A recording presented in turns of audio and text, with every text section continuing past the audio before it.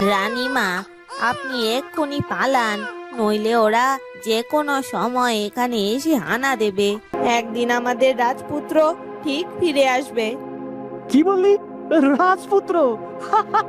হঠাৎ ঘন জঙ্গল থেকে বেরিয়ে এলো এক বিশাল ভয়ঙ্কর বাঘ। ওরে বাবা, শোন, তুই ভাইকে দেখে রাখ। এই বলে লাঠিয়ালরা রানীমাকে ঘিরে ফেললো। রাজপুত্র রে বাঘে খাইছে।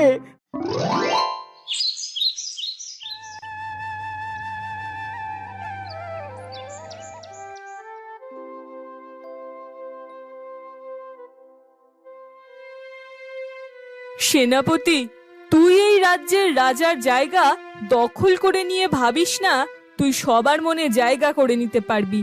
ওপরে আল্লাহ সবই ঠিক দেখছেন, তিনি এর বিচার করবেন। আমাকে এই কাল কুঠুরিতে বন্দি করে রেখে আমাকে সর্বহারা করিয়ে তুই কখনো ভালো থাকতে পারবি না। এটা আমার অভিশাপ। এই নিয়ে যা তোরা, এরে আমার চোখের সামনে থেকে নিয়ে যা। এরপর থেকে ওর জায়গা কেবলমাত্র অন্ধকার একটা ঘর।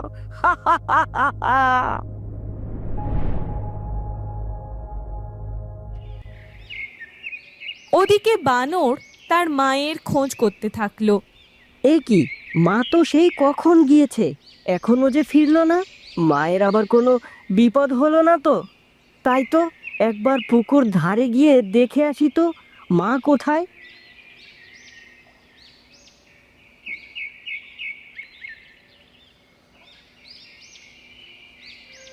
এ কি, মা কোথায়? মা, মা, মা, তুমি কোথায় মা? মাকে তো কোথাও খুঁজে পাচ্ছি না, এখন কি হবে? ওদিকে মনে হয় ভাইটাও কাঁদছে, ঘুম থেকে উঠে পড়েছে। বানর দৌড়ে সেই কুটিরে গিয়ে দেখলো তার ভাই কান্না করছে। কাঁদে না, কাঁদে না আমার সোনা ভাই, কাঁদে না, কাঁদে না আমার লক্ষ্মী ভাই। কিন্তু কিন্তু মা গেল কোথায়? এখন আমি ভাইটাকে রেখে কি করে মাকে খুঁজতে যাই বলো তো? তার থেকে ভালো এক কাজ করি, খরগোশকে একবার ডাকি, সে যদি কোনো খোঁজ নিয়ে আসতে পারে। এরপর বানর খরগোশকে ডাকলো এবং সে খরগোশকে বলল, খরগোশ ভাই, ও খরগোশ ভাই, তোমাকে একটা কাজ করতে হবে। কি কাজ বানর দাদা? এই রাজ্যের মহারানী কোথায় আছেন সেই খোঁজ তোমার নিয়ে আসতে হবে। বেশি দেরি করো না, তুমি এখনই চলে যাও, আর সন্ধ্যার আগে ফিরে এসো। ঠিক আছে বানর দাদা, তুমি কোনো চিন্তা করো না, আমি যত তাড়াতাড়ি সম্ভব মহারানীর খোঁজ নিয়ে আসছি। তারপর খরগোশ চলল মহারানীর খোঁজ নিতে। ওদিকে বানর তার ভাইকে তখন দুধ খাওয়াচ্ছে।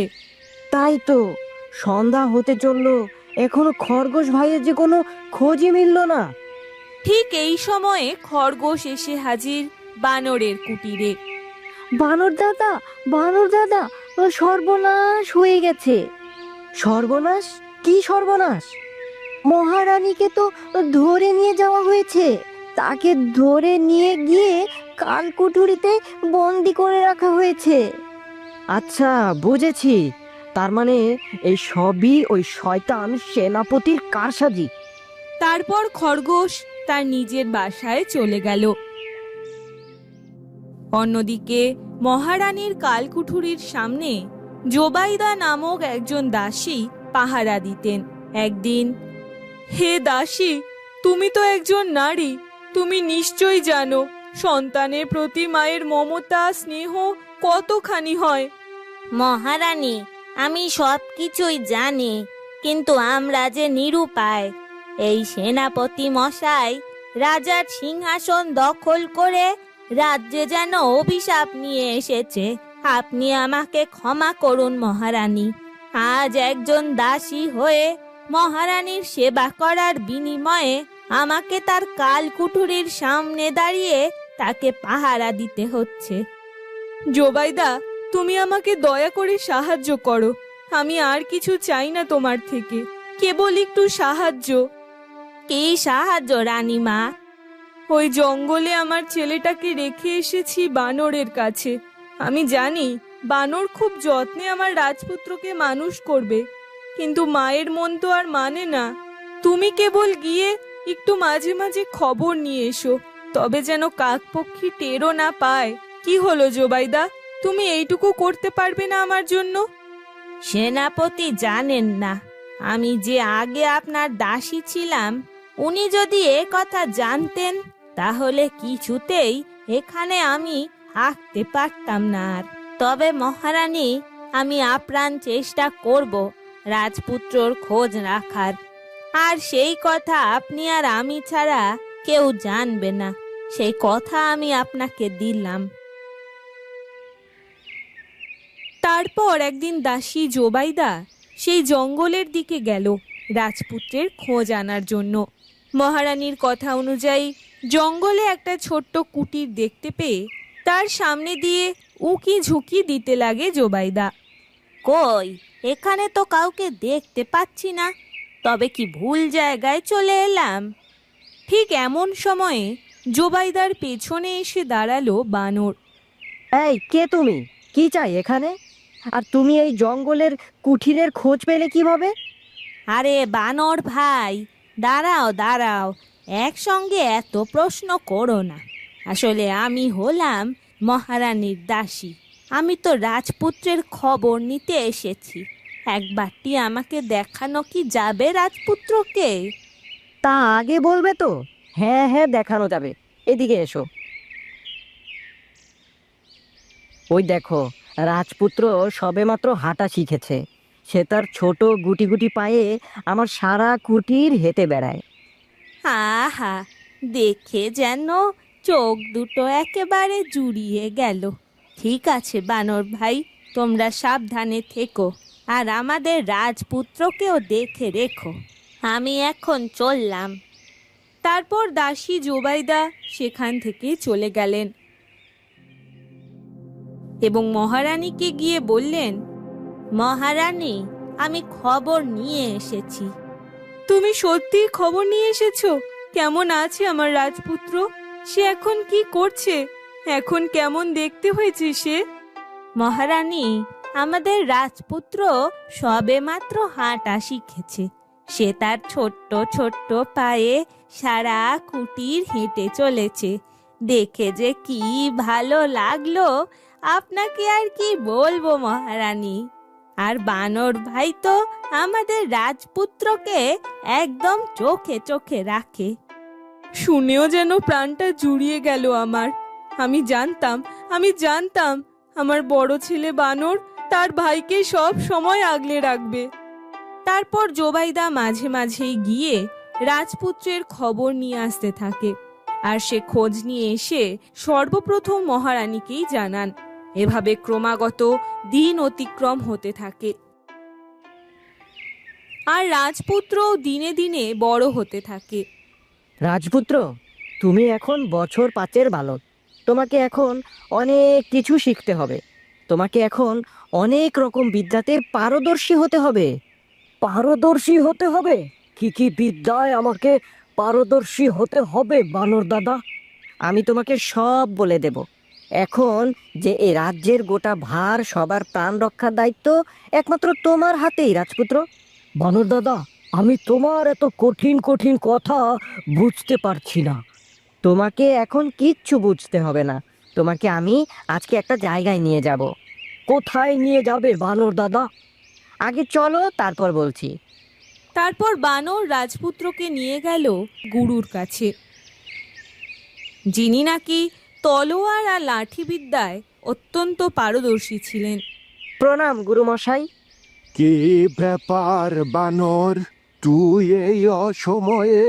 আর তোর সাথে এটা কে? এটা আমার ভাই হয় গুরুমশাই। ভাই হয় তার মানে? কেমন ভাই? ওসব কথা এখন থাক, আমি আপনাকে পরে সব কিছু বলবো। আচ্ছা বেশ, ঠিক আছে, কিন্তু তুই হঠাৎ? আসলে গুরুমশাই, আপনাকে আমার এই ছোট্ট ভাইটিকে শিক্ষা দিতে হবে।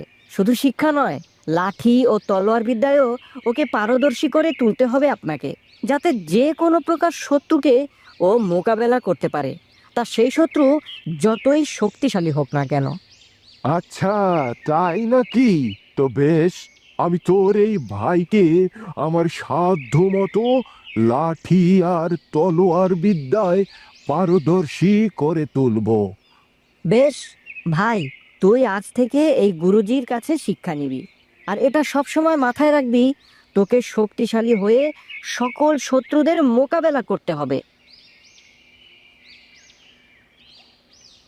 গুরুমশাই রাজপুত্রকে লাঠি আর তলোয়ার বিদ্যা শেখাতে লাগলেন, আর রাজপুত্র খুব শীঘ্রই সবটা নিজের আয়ত্তে নিয়ে আসতে সক্ষম হলো। সবকিছু এভাবেই চলছিল, কিন্তু হঠাৎ একদিন মন্ত্রী, ও মন্ত্রী, কোথায় তুমি? শিগগিরই এইদিকে আসো। হ্যাঁ রাজামশাই, বলুন কি হয়েছে? আমার মন কেমন জানি অশনি সংকেতের ইঙ্গিত দিচ্ছে, জানি না কেন। তুমি কি কোনো বিষয়ে কোনো খবর পাইছো? না রাজামশাই, আমি তো কোনো খবর পাইনি কোনো বিষয়ে। আপনি আপনি খামাখাই দুশ্চিন্তা করছেন। তাই হয়তো হইব। আচ্ছা জুবাইদা, ও জুবাইদা। হ্যাঁ রাজা মশাই, বলুন। বলছি যে মহারানীরে দেখার দায়িত্ব সবটাই তোর উপর। যদি কোনোভাবে কোনো কিছু চালাকি করার চেষ্টা করস, আমি তোর গর্দান নিতে দুইবারও ভাববো না, বুঝেছিস? কথাটা যেন মনে থাকে। রাজা মশাই, আপনি একদম নিশ্চিন্তে থাকুন। ওই মহারানী কোনোভাবেই আমার চোখকে ফাঁকি দিয়ে নিস্তার পাবে না এত সহজে। ঠিক আছে ঠিক আছে, তুই এখন এখান থেকে যা। তারপর জোবাইদা সেখান থেকে চলে গেল।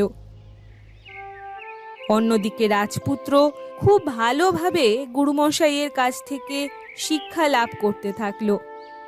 আরে এই ছেলে, তুমি তো অনেক শীঘ্রই অনেক কিছু শিখে গেছো। বাহ, দারুণ দারুণ, তোমার মঙ্গল করুক। সত্যি আমি অনেক কিছু শিখে গেছি। হ্যাঁ অবশ্যই শিখে গেছো, কিন্তু একটা কথা সর্বদা মাথায় রাখবে। কি কথা গুরুমশাই? কোনো সময় নিজের কাজের প্রতি নিজেই অহংকার করবে না। তুমি যেটুকু কাজ শিখবে সেটুকুকে সব সময় খুব ক্ষুদ্র বলেই মনে করবে, আর সব সময় নিজের কাজের প্রতি নিজের অটুট বিশ্বাস রাখবে, কারণ তোমার দ্বারাই সব কিছু সম্ভব। যথাজ্ঞা গুরুমশাই, আমি আপনার এই সকল কথাগুলো মাথায় রাখব। বেশ বেশ। তারপর বাড়ি ফিরে গেল রাজপুত্র।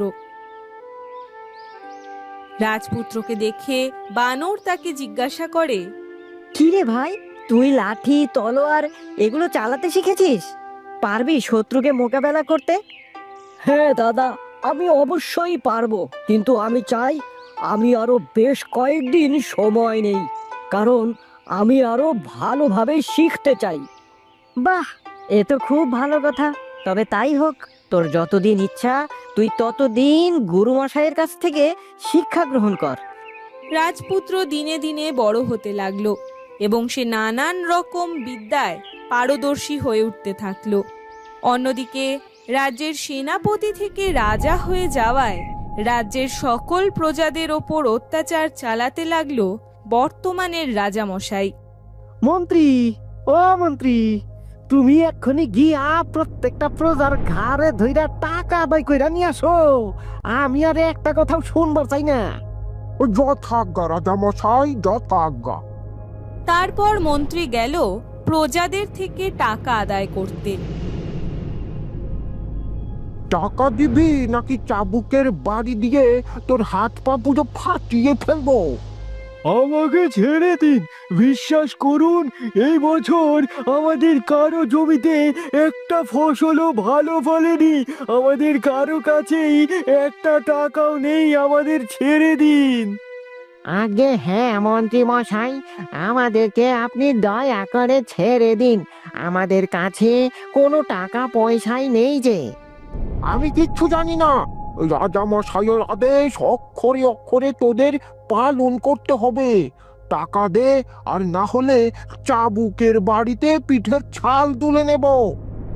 না রাজা মশাই, মারবেন না, দয়া করে মারবেন না আমাদের। আমার কাছে এই কটাই মোহর ছিল। আমার কাছে এই রূপোর চেনটা ছাড়া আর কিছুই নেই মন্ত্রী মশাই। আমাদেরকে দয়া করে ছেড়ে দিন মন্ত্রী মশাই। পথে এসো, এবার পথে এসো। যা যা, চলে যায় বা চোখের সামনে থেকে।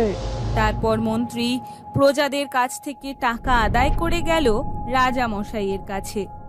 এ কি ব্যাপার মন্ত্রী, এত সময় ধরে তুমি কি করতেছিলা? কেউই টাকা দিতে চাইছে না, ওদের কাছে নাকি কোনো টাকাই নেই। অনেক কষ্টে একটু জিনিস জোগাড় করে আনতে পারলাম। এই নিন ধরুন। তারপর মন্ত্রী মশাই তার হাতে থাকা সেই জিনিসগুলো তুলে দিল রাজা মশাইয়ের হাতে। হায় আল্লাহ, এই যে কত টাকা, আবার সেন! বাহ বাহ বাহ! অন্যদিকে বানরকে রাজপুত্র প্রশ্ন করে, আচ্ছা বানর দাদা, তোমাকে একটা কথা বলবো। হ্যাঁ বল ভাই, কি কথা? আমি একটা মানুষ, তাহলে আমার কোনো ভাই বা দিদি বা যেই থাকুক, সে তো আমার মতো মানুষই হবে, তাই না? কিন্তু তুমি আমার দাদা হয়েও কি করে বানর হলে বলো তো দেখি। তাই তো। আর তাহলে আমাদের মা বাবাই বা সবাই কোথায় আছে? সে তো এক বিশাল কাহিনী রে ভাই। কাহিনী? কি কাহিনী বানর দাদা? রাজপুত্রের কথায় যেন খানিকক্ষণ চুপ করে গেল বানর।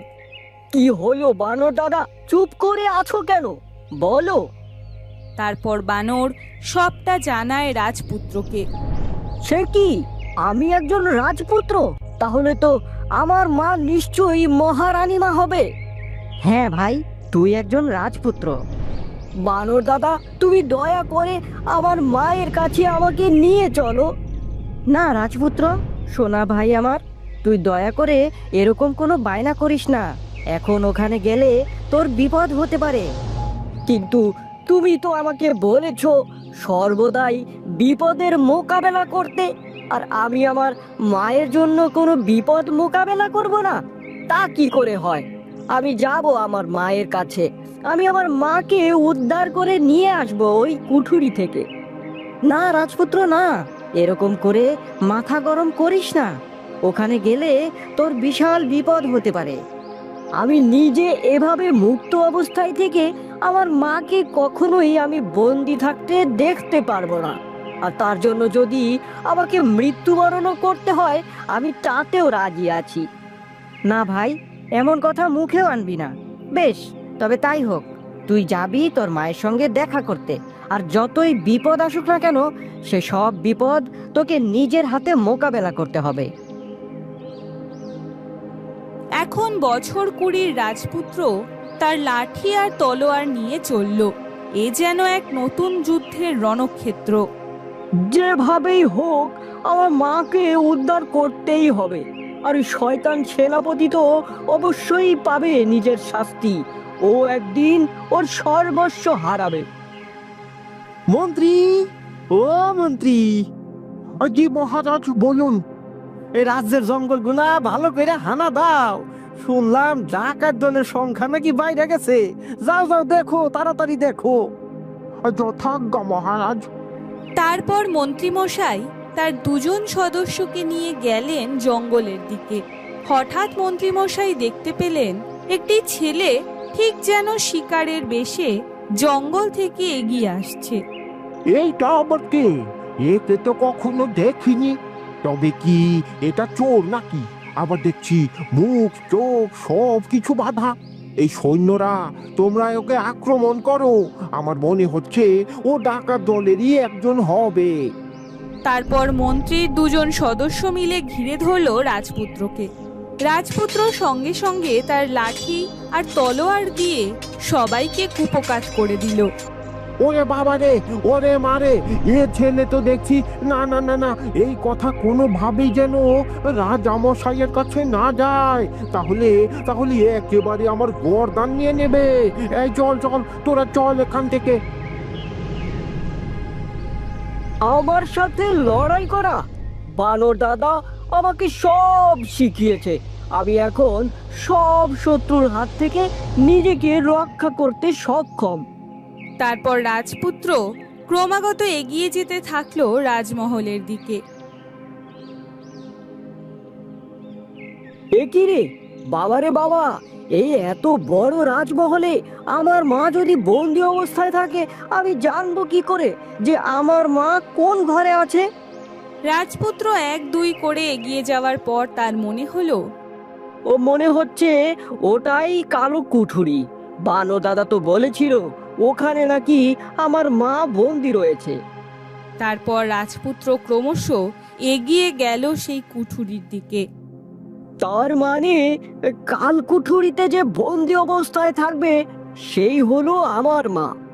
তারপর রাজপুত্র তার মাকে দেখার জন্য ধীরে ধীরে এগিয়ে যেতে লাগলো সেই কাল কুঠুরির দিকে।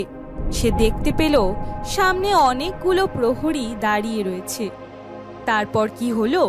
রাজপুত্র কি আদতেও যেতে পারলো তার মায়ের কাছে? জানতে হলে অবশ্যই আমাদের চ্যানেলটা সাবস্ক্রাইব করে বেল আইকনটি ক্লিক করে আমাদের পাশে থাকুন।